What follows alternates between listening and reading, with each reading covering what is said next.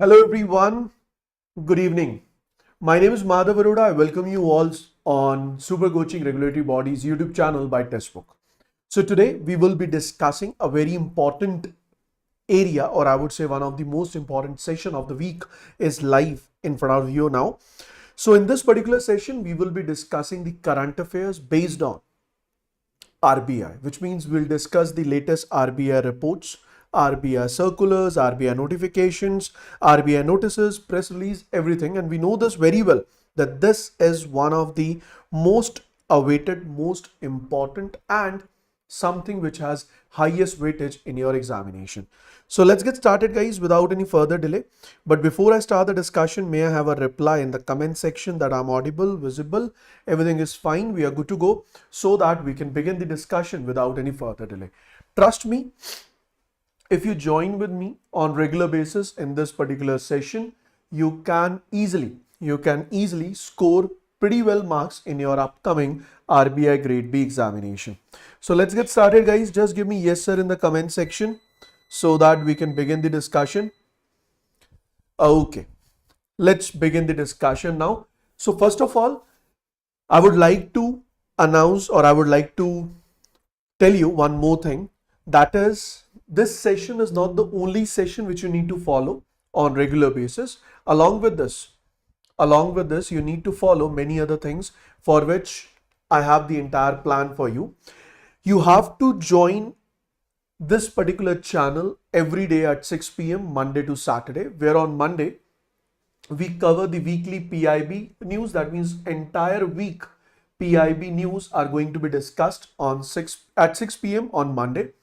Finance weekly updates on Tuesday, RBI weekly updates on Wednesday, government schemes on Thursday, ESI current affairs on Friday, and on Saturday we have important reports and indices. All these areas are really very important for your examination, as you know this very well.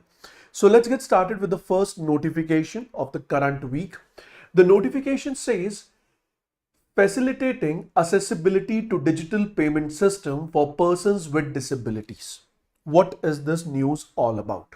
Before I dig deep into this notification, basically RBI has given a notice where RBI has asked the financial institutes that they should make their institutes accessible by the individuals who are physically disabled. As we know that government has taken up many initiatives in the past. There was a campaign, Accessible India, accessibility related to all government departments, government offices, that the physical disabled individuals, they can reach to the office and they can, I would say, complete the task which they require for. In a similar manner, now RBI has come into the picture and RBI has asked the financial institutes, especially the I would say the payment participants who are involved in the payment transactions, who are involved in the payment and settlement system, to provide the required infrastructure so that the persons with disability can enjoy their services. Let's read out one by one each and every important point. Reserve Bank of India recently has asked all the banks as well as all non-bank payment system providers. Now, banks we know, but what are non-bank payment system providers? So non-bank payment system providers means they are talking about PhonePe. PhonePe is not a bank, but they allow you to make the payment. Google Pay, Amazon Pay. So all of them have been targeted in this notification where it says providers should review their digital payment system. So all the banks as well as the non-bank payment systems, what they should do. So first of all, you review your digital payment system and check that how you can give better access to the disabled persons. How you can give better access of these services of this system to the disabled persons. So the regulator asked the participants to carry out the necessary changes to their payment system on the basis of review. So first question which can be framed, recently RBI has taken up an initiative in order to make digital payment system friendly and accessible for whom? Then the answer will be persons with disability. First question. Second question is, who all are targeted by RBI? So all the banks as well as the non-bank payment system or non-bank payment participants who are providing a platform to the public so that they can make the payments, all are being included. First step is the banks as well as the financial institutes and the companies, they will review their digital payment system, and after reviewing they will be checking out what can be done in order to make their digital payment system more accessible for the disabled or for the persons with disability. Remember that this is the exact statement which I have taken from the notification. To promote effective access, payment system participants, they are advised to review their payment system and devices in terms of accessibility to the persons with disability.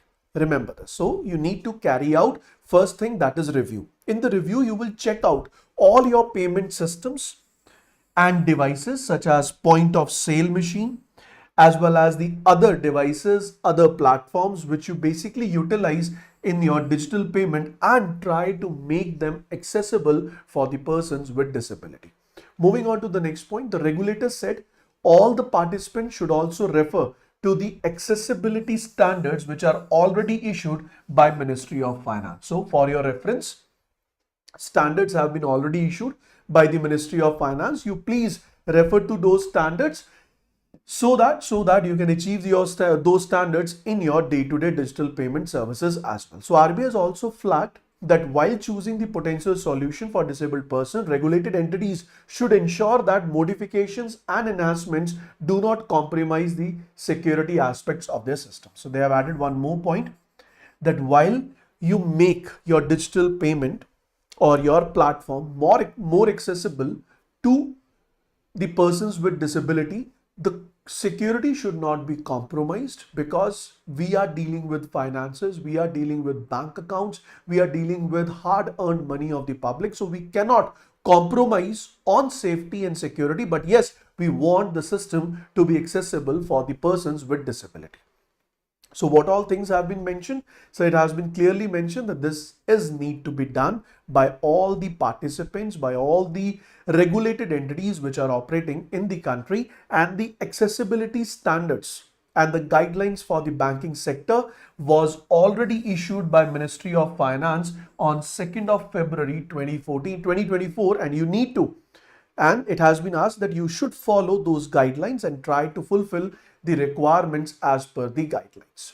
Got it? Now, moving on to the second notice. Now, the second notice is related to credit information companies. See, what is a credit information company? For example, SEBI, which is one of the largest credit information company of the country. Credit information company is responsible to receive the information from financial institutes such as banks as well as NBFCs which are involved in lending, and they collect that information. Collected information is then, I would say, collected information is arranged. After the arrangement is done, then it is analyzed, and on the basis of analysis, score is given to a particular individual. What I'm trying to say, let's say my name is Madhav Arora and I have a PAN, that is permanent account number. With the help of my PAN as one of my identification proof, I borrowed loan from SBI back in 2013. Then I borrowed loan from PNB back in 2015. Then I borrowed loan from, let's say, ICICI back in 2019. And now today I want to borrow loan from IDFC Bank. The moment I enter IDFC Bank, they would try to check my credibility as well as my credit worthiness. So one is they take my PAN and then they review each and every borrowing I have done in the past, and then they check my credit history, and on the basis of my credit history, they decide my credit worthiness. But this is a lengthy process. Now RBI has given a solution. The solution is, there are companies which are operating in the country, that is credit information companies, and these companies, they gather the information from all the financial institutes which are involved in lending, and then they arrange the information with respect to an individual or with respect to an entity, and on the basis of that information, on the basis of that credit history, they provide a score, and that score helps the new lender to decide that whether loan should be given or not, and if lending is done, what is the credit worthiness of the borrower. Now, earlier what was happening, the banks or the NBFCs whose license has been cancelled by RBI, they stop providing their credit information to the credit information companies, which means, let's suppose there is a bank X and the bank X is no more existing, but it is winding up and it is receiving the loan repayments which has been given in the past, and I am a borrower, I have paid the entire loan in the past, but the company to whom I have paid the entire loan, it is no more an NBFC or a bank because its license has been cancelled. So as per the norms, this company or this bank will not be sharing the credit information with the credit information companies. And in future, the data of Madhav Arora with the credit information company will show that I have not repaid the loan to X bank, which has been now closed down. So this was an issue which was prevailing, and in order to overcome this issue, a solution has been given by RBI. So what is the solution? I have set the stage. Now I'm pretty sure that we will be able to understand. It says that submission of information to credit information companies, ARCs, had been advised to become members of at least one CIC. One second. I'm talking about this one. So on October 10, 2024, all the commercial banks, including small finance bank, local area banks, regional rural banks, excluding payment bank. Why payment bank is excluded? Because payment bank is not providing loan. So we are not concerned about the payment bank's data. So excluding payment banks as well as including all primary cooperative banks, state cooperative banks and central cooperative banks, even all the NBFCs including housing finance companies, all the asset reconstruction companies and all the information companies are included while giving this particular notice that you all should pay attention on this notice. This notice says the first statement, Credit Information Companies Act 2005, to be very specific, Credit Information Companies Regulation Act 2005, it says that the credit institution means the banks, the NBFCs which are providing loan to the public, they should provide credit information to the credit information companies. We know that this is need to be done, and as per Credit Information Companies Regulation Act, it is mandatory that credit information company should collect the credit information from its member credit institutes or members of CICs only. That means you will be collecting the information from credit institutions and you will be collecting the information from credit information companies only. The way they have mentioned only, this means once a credit information company license has been cancelled or once the credit institution license has been cancelled, it is no more a credit institution, and if it is no more a credit institution, its data will not be collected by the credit information company. So in view of the provisions, entities whose license or certificate of registration has been cancelled by Reserve Bank of India can no longer be deemed as what? They are no longer be termed as credit institutions under Credit Information Company Regulation Act, and accordingly their credit information cannot be accepted by CICs. This was prevailing in your act. So in such cases, repayment history of the borrower of these entities is not updated even if the borrower continues to pay the loan and he or she has even repaid the entire loan.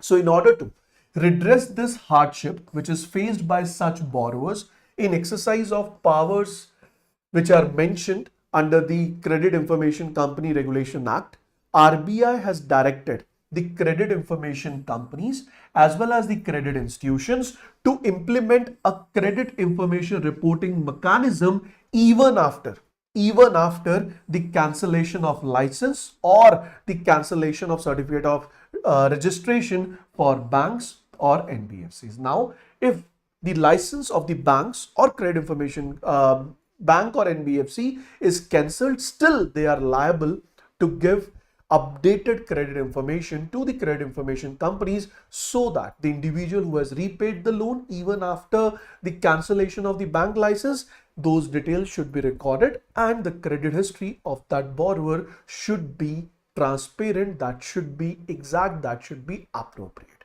So this is how the second notification has been introduced.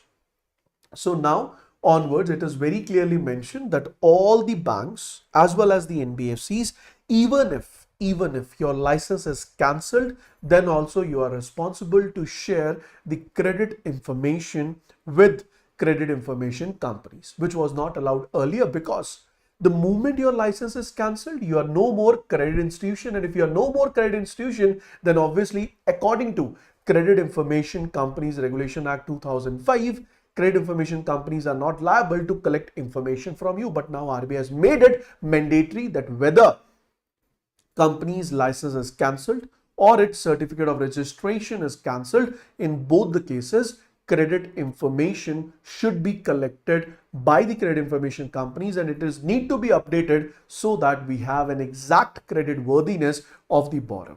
Is it clear, everyone? Is it clear till this point? So this is a very important update which you need to remember. Moving on to the third news of the day. The third news talks about what? So the third news talks about submission of information to credit information companies by ARCs. So what are ARCs? We know that ARC stand for Asset Reconstruction Company. So Asset Reconstruction Company is an organization which is set up under Section 3 of SARFAESI Act 2002. And ARC is responsible to purchase banks' NPA so that bank can clean its assets, and those NPAs which are overtaken by the ARCs, they will be carrying out the process of recovery. Simple. That is a point. It's okay.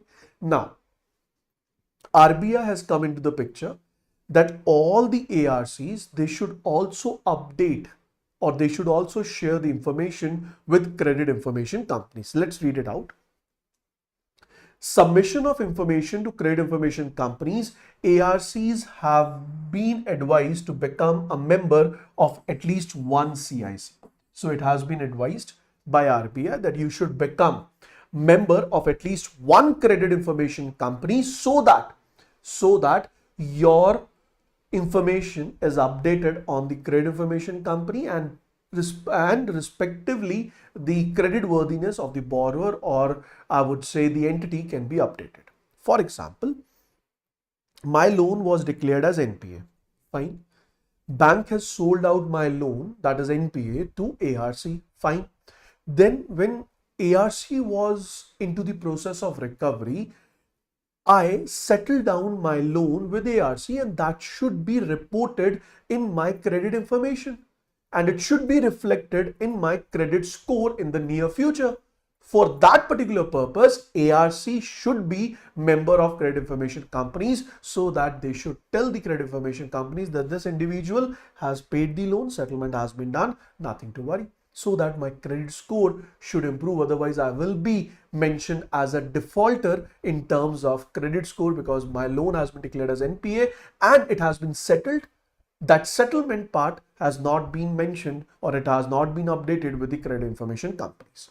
Got it, guys? That is a point. So moving ahead, in order to align these guidelines with the guidelines applicable to the banks and NBFCs. So now the guidelines which are applicable on banks and NBFCs, where banks and NBFCs, they are asked to be a member of at least one CIC and they are asked to share their credit information with these CICs, that is credit information companies. Now the ARCs are also aligned with the same, with a view to maintain a track of borrowers' credit history after transfer of loan by banks or NBFCs to ARCs. As I was telling you that we need to track the credit history of the borrower even if the loan has been transferred to whom? So the loan has been transferred to ARC. Remember that membership of CIC, ARCs shall become members of all CICs and submit the request data to CICs as per uniform credit format reporting. This is very important. Not only ARCs, banks, NBFCs, they are sharing their data with CICs as per the uniform credit reporting format which is prescribed by RBI, and now the same will be done by ARCs as well. ARCs shall keep the information collected or maintained by them updated regularly on a fortnight basis or at such shorter interval as mutually agreed upon between the ARC and CIC as per the Credit Information Companies Regulation Act 2006. So remember that according to the Act, or according to the Credit Information Companies Regulation, which was updated in 2005 Act in 2006, you can mutually decide it, or it can be on fortnight basis where you will be sharing the updated information. ARC shall rectify, this is very important, ARCs, they shall rectify the rejected data received from CICs and upload the same with the CICs within 7 days of receipt. This is very important. If ARC has shared a data with CIC and CIC rejected because it is not appropriate, it is not complete data, then in that case, ARC is responsible, same as of bank, that you need to update the data within 7 days.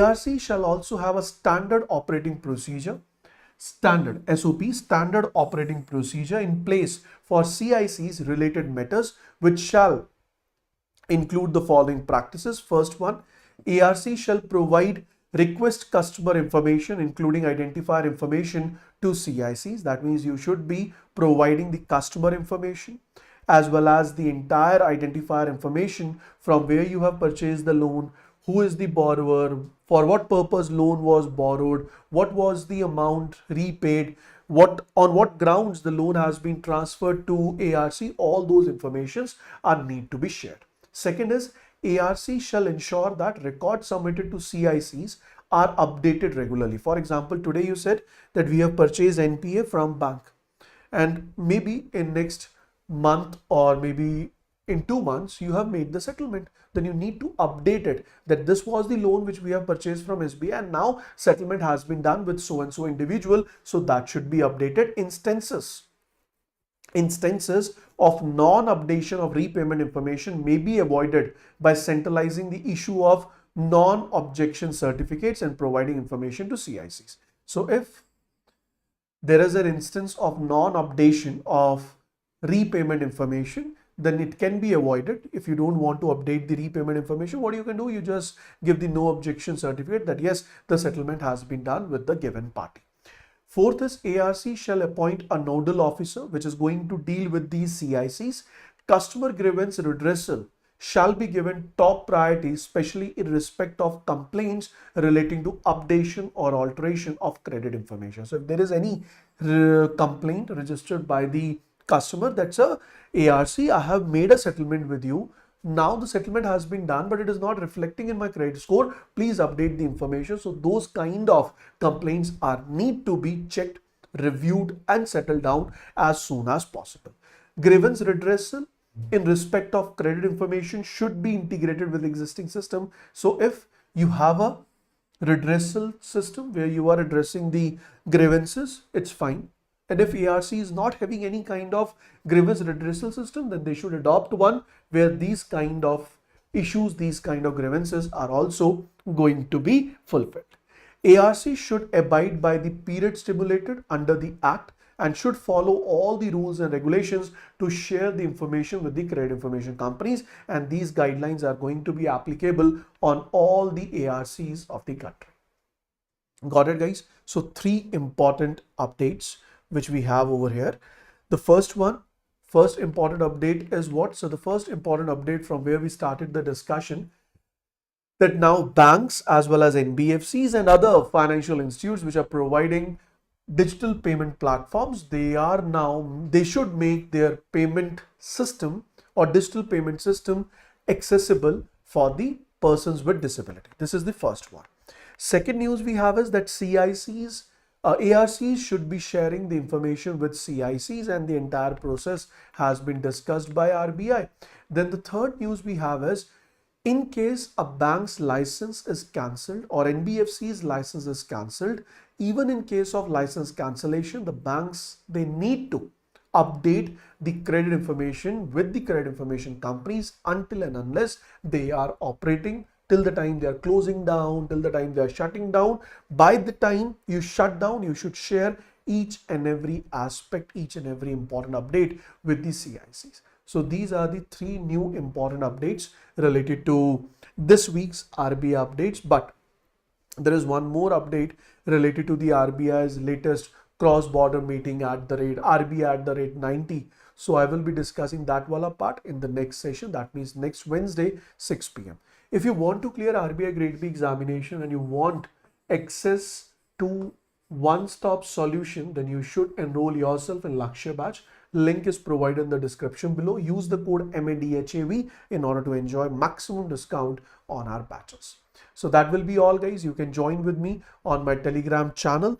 The QR code is now on the screen. The name of the channel is on the screen. I will be updating the PDF of this session on my channel itself. Thank you so much. Good luck, guys. We'll catch you soon.